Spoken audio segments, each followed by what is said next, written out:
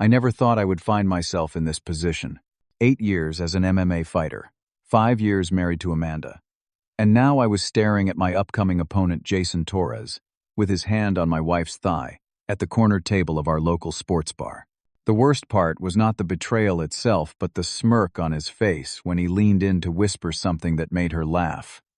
Everything I thought I knew about my life was crumbling, but something else was rising in its place, determination to make them both regret ever crossing me. Hey everyone, let me know where you are watching from today. Hit that like button and subscribe if you have ever had to fight for your dignity both in and out of the ring. The path that led me to this moment began 8 years ago when I first stepped into the octagon as a professional fighter. At 28 years old, I had built a respectable 14-7 record in the middleweight division. Nothing spectacular, but enough to keep me in the conversation for bigger opportunities. I was not a champion, but I was working my way up one fight at a time. Amanda and I met at a post-fight celebration after my 10th professional win. She was vivacious, beautiful, with auburn hair that caught the light in ways that made my breath catch. We dated for 2 years before getting married in a small ceremony in my hometown of Phoenix, Arizona. Our life together was modest, but fulfilling. We rented a small house on the outskirts of town close enough to my training facility that I could bike there each morning. The last few months had been particularly intense as I prepared for the biggest opportunity of my career. A main card fight against Jason Torres, an undefeated prospect who many believed was destined for championship gold.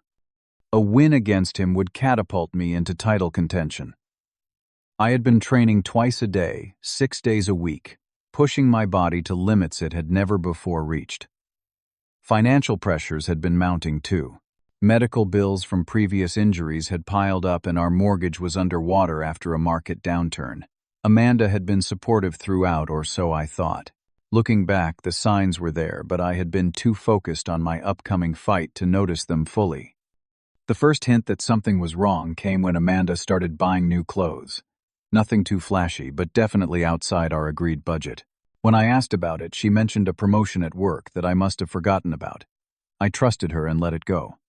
Then came the text notifications she would hide from me. Her phone used to sit face up on the coffee table or kitchen counter, but suddenly she kept it face down or in her pocket. She started working late several nights a week, claiming a special project needed her attention. The most telling sign was when she missed our Friday night tradition of watching fights together.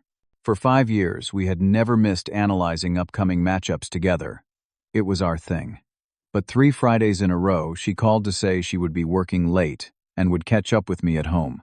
Jackson, my sparring partner, tried to warn me. Man, I saw Amanda downtown yesterday. Seemed like she was in a hurry. Thought she had the day off. I brushed it off. Probably just running errands or meeting a friend. His expression told me he thought otherwise, but he dropped it out of respect. The concrete discovery came exactly 17 days before my fight with Torres. I had finished evening training early and decided to surprise Amanda at her office with takeout from her favorite Thai place. When I arrived, the security guard informed me she had left 2 hours ago. Confused, I called her cell, but it went straight to voicemail. On a hunch, I drove to the Knockout, a sports bar frequented by fighters and fans. That was where I saw them. Amanda and Jason Torres sitting at a corner booth, her hand on his arm, his on her thigh. I stayed near the entrance, partially hidden by a group of patrons, and watched as they leaned into each other with the comfort of people who had done this many times before. "We need to keep this quiet until after your fight with Dennis," I heard Amanda say as I moved closer, pretending to check the sports memorabilia on the wall. "Once you win, we can go public." Jason chuckled, a sound that sent rage coursing through my veins. It will be my pleasure to take everything from him. I left unseen, my mind racing with images of them together while I had been killing myself in training. That night, while Amanda slept beside me after returning home with a lie about girls' night out, I checked her phone. The evidence was worse than I imagined. Explicit messages, hotel room receipts, plans for after I lost the fight. They were planning to move in together using money from my purse for the Torres fight. The physical symptoms of betrayal hit me hard.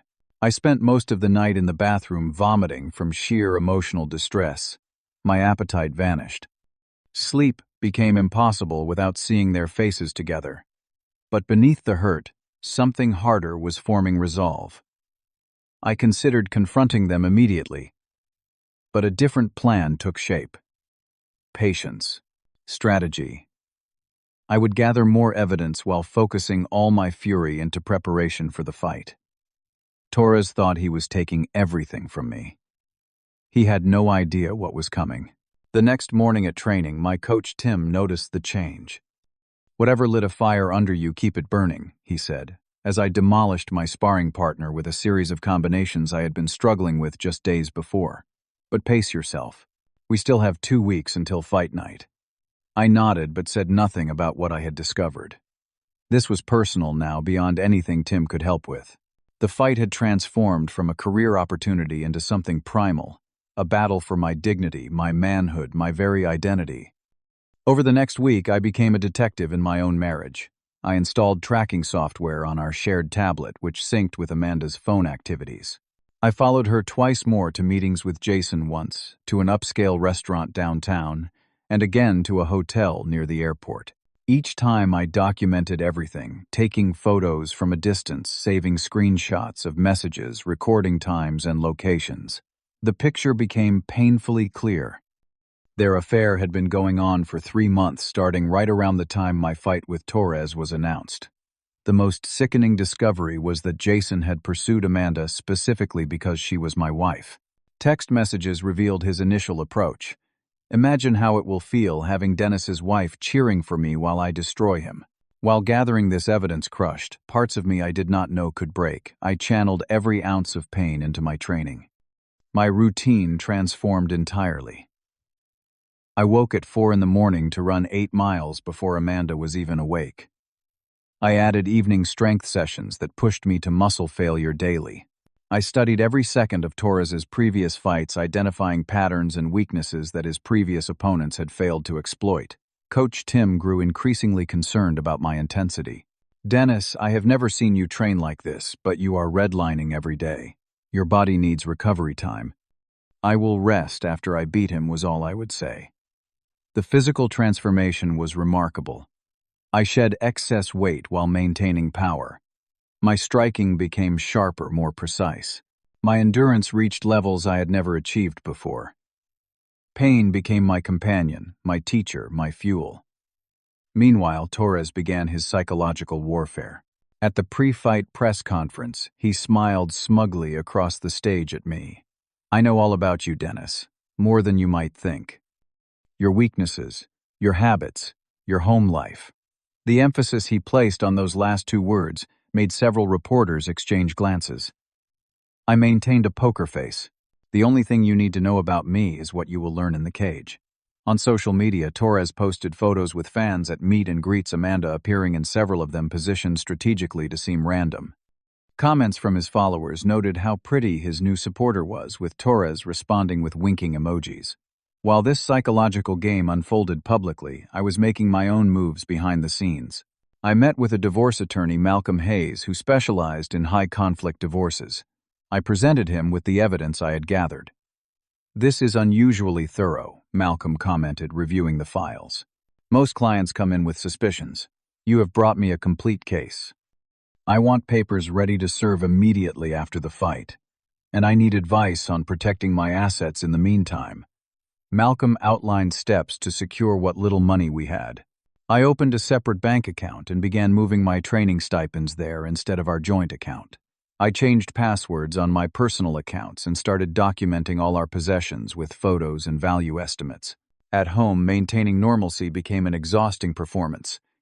Amanda continued her deceptions, telling me she was working late when she was with him, claiming shopping trips with girlfriends to explain new lingerie. I never saw her wear for me.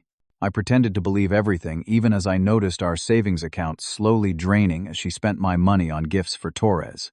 The night before the fight, we had our last dinner together, though she did not know it would be our final meal as a couple.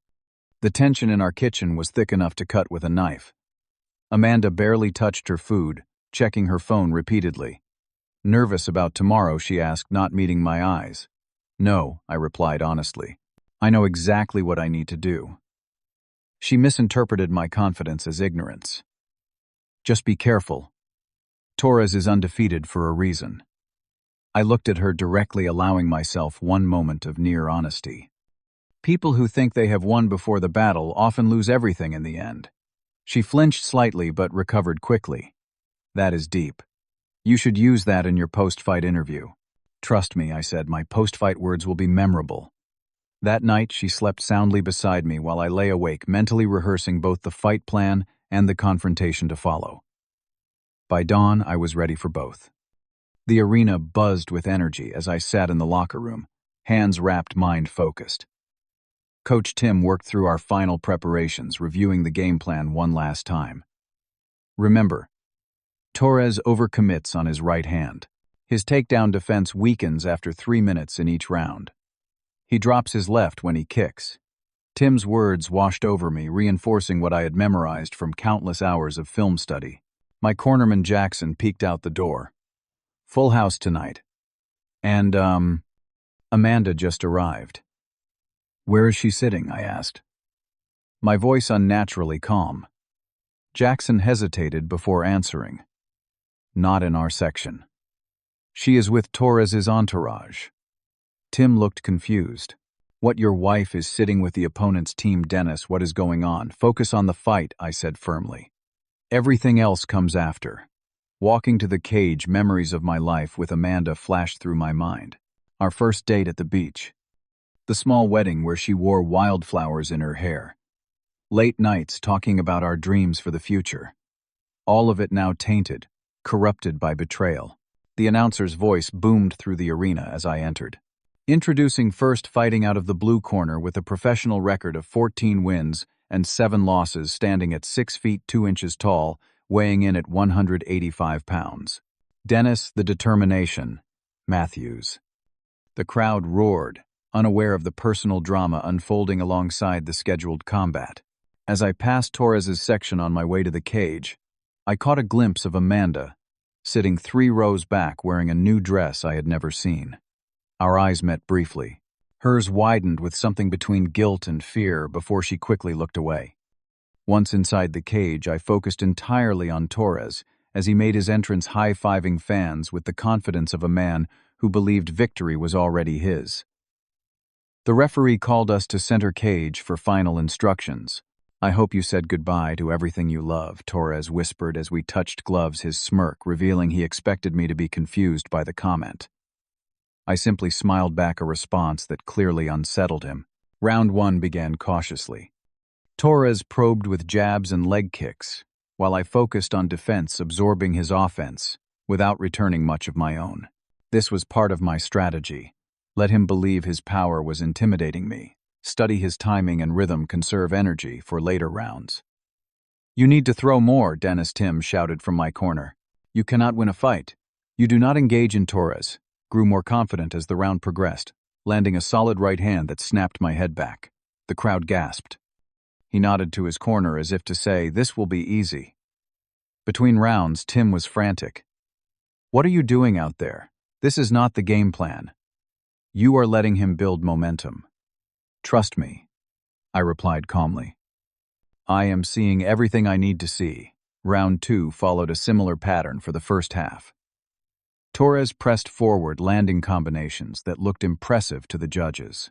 I absorbed punishment, moving just enough to avoid serious damage. But midway through the round, I began my counter strategy, catching one of his kicks and landing a straight right hand that momentarily stunned him. The momentum subtly shifted. Torres, who expected to dominate, found himself having to work harder than anticipated. His breathing changed, becoming slightly labored. His perfect technique began fraying at the edges. There you go, Tim shouted. Now build on that. Torres retreated to his corner after round 2, looking less confident. I sat on my stool, barely winded, watching him across the cage, as his coaches frantically gave instructions. He is tiring, I told Tim, and I am just getting started. Round 3 marked the true turning point. I began pressing forward, cutting off the cage, forcing Torres to fight, backing up, something absent from all his previous fights. My jab found his face repeatedly, setting up power shots that landed with increasing frequency. After absorbing a particularly hard liver shot, Torres shot desperately for a takedown. I sprawled perfectly, landing in top position, where I rained down elbows until the bell sounded. As I returned to my corner, I spotted Amanda in the crowd, no longer cheering, her face a mask of concern. Not for me. For her plans with Torres that were unraveling with each passing minute. Round 4 began with Torres trying to reassert control, swinging wildly to regain momentum. I slipped his punches and countered with precision, fighting with a calm that came from absolute certainty. Not just in my fighting abilities, but in my knowledge of his character. A man who would steal another man's wife would break when truly tested. Midway through the round, I caught Torres with a counter left hook that dropped him to the canvas. The crowd erupted as I followed him down, landing calculated ground strikes until he barely escaped back to his feet. Torres returned to his corner after round 4, looking defeated already, his face swollen, his movements sluggish. His coaches slapped his cheeks to maintain his focus, but I could see in his eyes what he already knew: he had underestimated me catastrophically. The final round was not a contest, but a reckoning.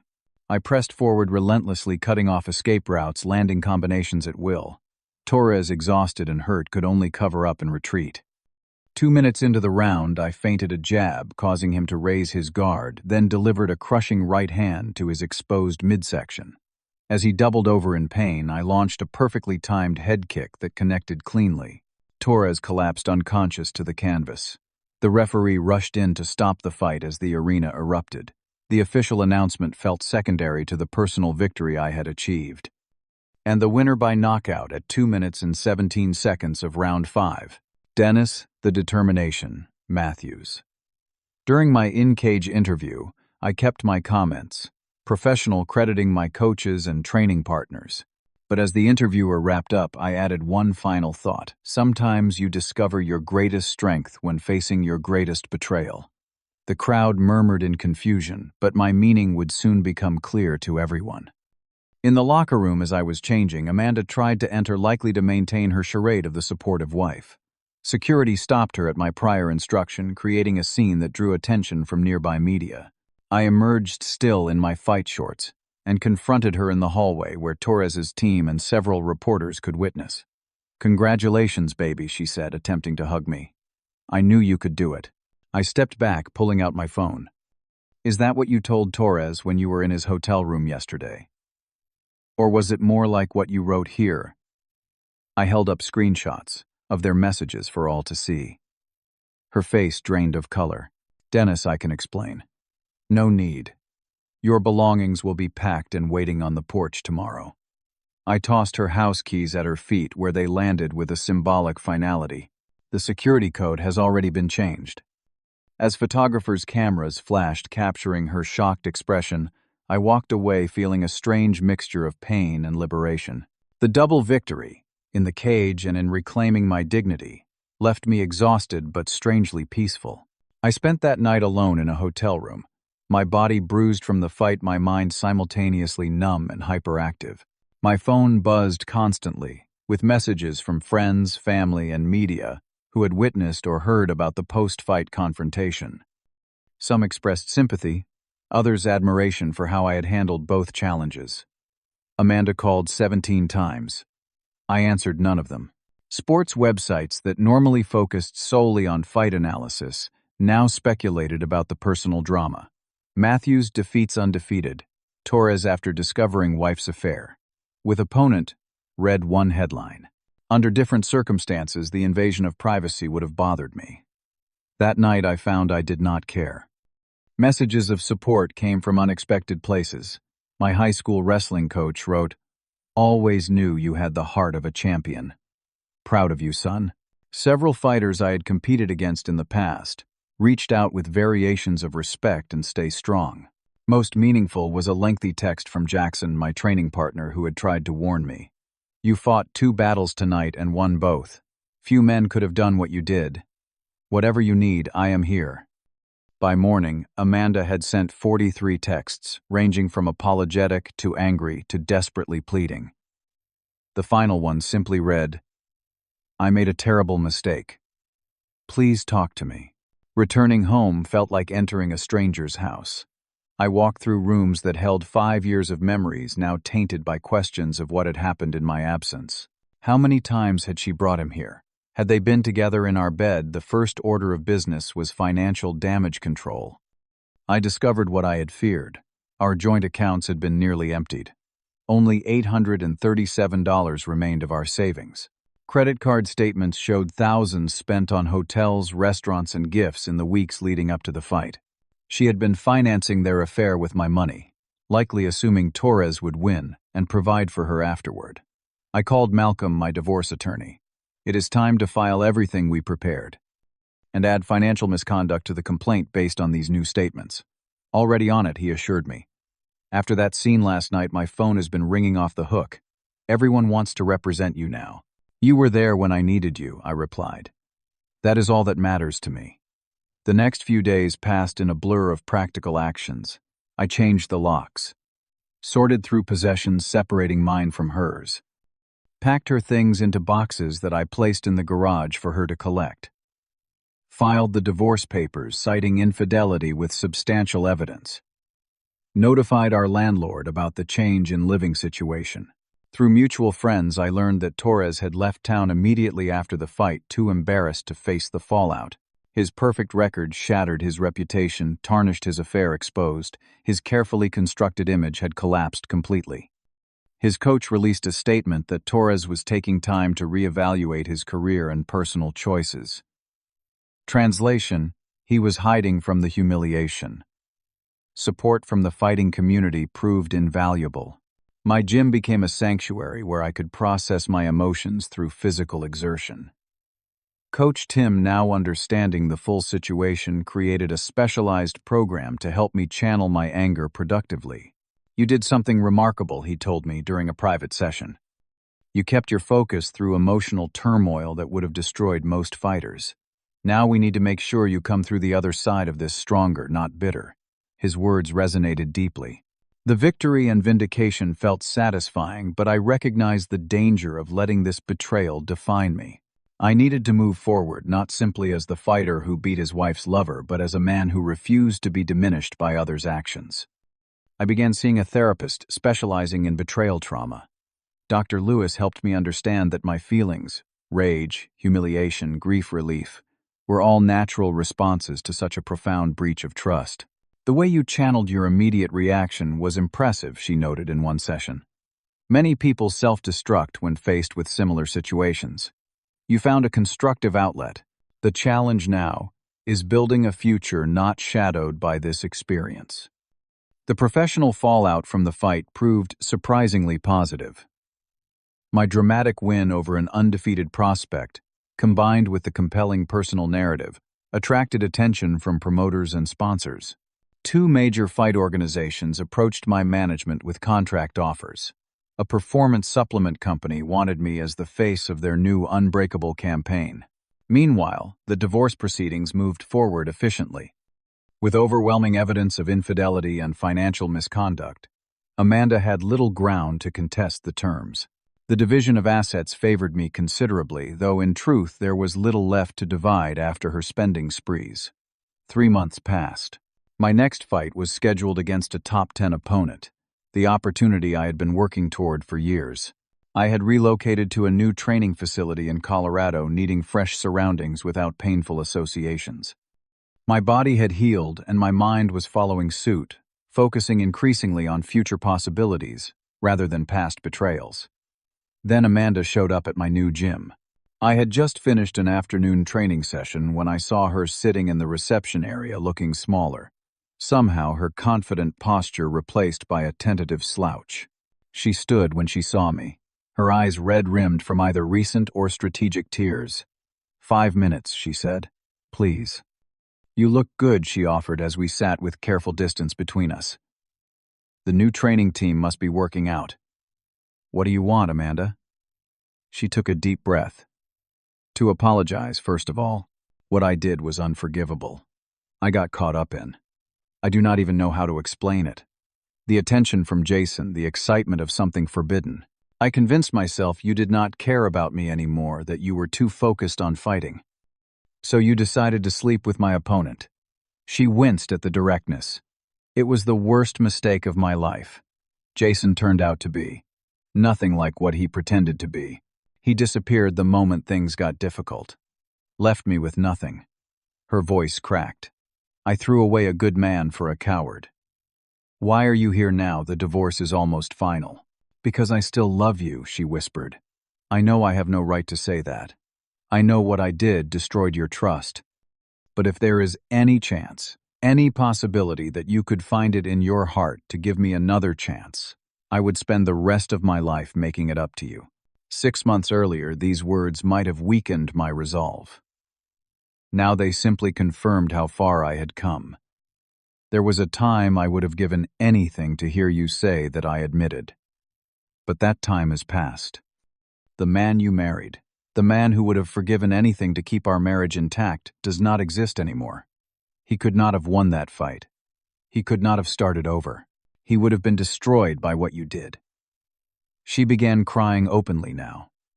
So, there is no chance. None at all. The divorce will be final in 3 weeks. My lawyer will contact yours about the remaining paperwork. Dennis, please, she said, reaching for my hand. I am on my knees here. I have nothing, no one. I made one terrible mistake. It was not one mistake. It was hundreds of choices day after day to lie, to betray, to undermine everything we built together. I stood up. I do not wish you ill, Amanda. I hope you find whatever you were looking for. But you will not find it with me. As I walked back into the gym, I felt the final weight of our failed marriage lift from my shoulders. The conversation that I had rehearsed anxiously in my mind for months had passed without pulling me back into emotional turmoil. I had faced her, spoken my truth, and walked away intact. The victory was more profound than anything that had happened in the cage. Life since then has been a process of rebuilding. I won my next 2 fights, earning a title eliminator bout scheduled for next month. I moved into a small house that feels entirely mine, decorated sparsely, but comfortably. I have begun dating again cautiously, a physical therapist named Sarah who understands the need for patience and honest communication. Looking back, I realize now that betrayal, as painful as it was, forced me to discover strengths I never knew I possessed. The discipline I had developed as a fighter served me when my personal life collapsed. The ability to take punishment and continue forward protected me when emotional blows rained down. The strategic thinking that won fights helped me navigate the aftermath of disaster. The most important lesson was not about marriage or fidelity, or even fighting. It was about self-respect. No victory in the cage could have given me what I gained by standing up for myself when it mattered most. No championship belt could replace the knowledge that when tested to my limits, I did not break or compromise my dignity. If you have ever faced betrayal or had to fight for your self-worth, I hope my story reminds you that the outcome is determined not by what others do to you, but by how you respond. The true battle is always internal. Have you faced a similar situation or had to stand up for yourself when it seemed impossible? Share your experiences in the comments below. And if this story helped you in any way, please hit that like button and subscribe to hear more real-life stories of overcoming adversity. Thank you for listening, and remember, your greatest strength often reveals itself in your darkest moments.